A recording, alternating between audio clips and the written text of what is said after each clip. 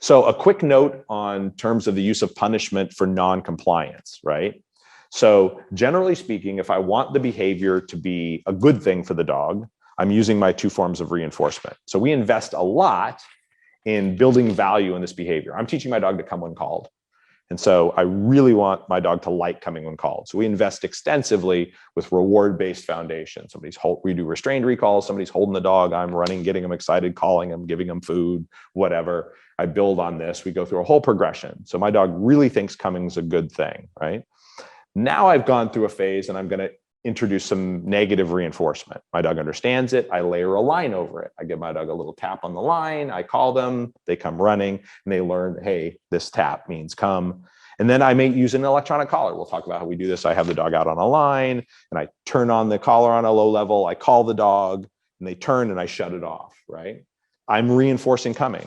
Coming's a good thing already, right? They've come, got all kinds of rewards. Now I turn on stimulation out of nowhere. The dog's like, that's uncomfortable. And I say, come, and they turn to come and I shut it off. Now I reinforced coming as well. Both of those things make the dog more likely to come when called and strengthen that behavior, right?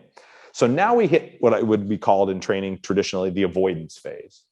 This point at which I don't want to keep doing that. I want to give you the chance to avoid any kind of physical input and get a reinforcement for coming. So now my dog's out running around. I call my dog comes running, gets a reward, no inputs, right? I'm free of those. And I always want to give the dog the chance, once they're fluent with a behavior, to avoid consequence.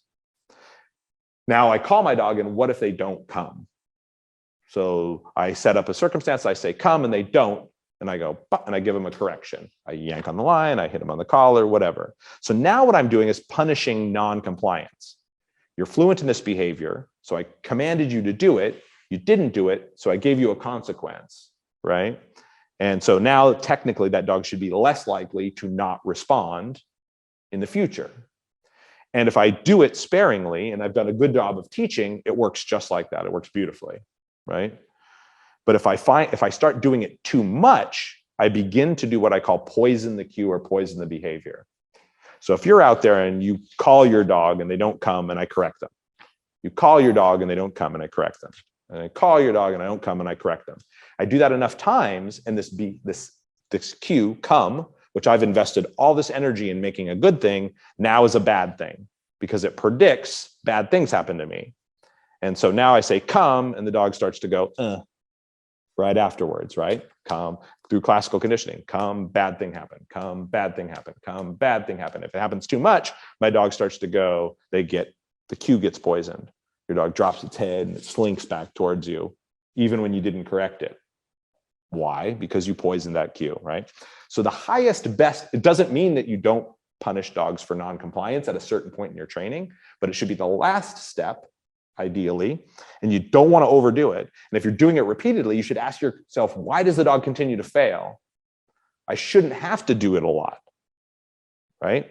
If I've shortcut teaching, I put the dog in a situation that's over its head, whatever other reason that might make them fail, right? If that's the case, I could go back to negative reinforcement work for a dog that's less motivated instead of continuing to punish them for non-compliance. So careful about this. You see it all over the world. Like in the old days when we taught the dog to sit. We did an exercise, sit out of motion, right? So that means you're heeling along with your dog and you tell the dog to sit and you keep walking and the dog should sit, right? Well, we taught the behavior, and then the traditional thing was if you wanted the dog to sit more quickly, say sit and then give a quick yank on the leash, right? To get them to sit quickly. And you do that repeatedly. And the idea was that the dog would sit faster in an attempt to beat that. But what wound up happening is if you did that enough times, you'd say sit and the dog would go like this, right? Because it anticipated sit now meant you're about to get yanked. And we conditioned the dog so the dog would tighten up and they'd actually sit slower because their whole body tensed up and they couldn't sit quickly. They'd go, and then they'd slowly sink into the sit, right? And it actually had the opposite of the intended effect because we begin to poison the cue, right? Now the dog hears sit and expects something bad to happen. So be careful about punishing non-compliance or applying punishment after cues too much. It takes multiple repetitions to create that problem, but it's something you see all the time where people have not completely taught a behavior. they're giving the dog the chance to avoid. So they give a command, the dog doesn't, and they yank on the leash or they stim the dog with a collar. You do enough of that, and the dog gets flinchy and suppressed or behaves badly when they hear the cue, something that we spend a lot of time investing in. So just a general note, ask yourself the question at that point, why am I continuing to have to punish you for something that I'm asking you to do, right? And generally speaking, people have skipped steps in the training process. The dog may be less fluent than they thought, transferring behaviors to new contexts. There's a lot of things that are going to be factors there, right?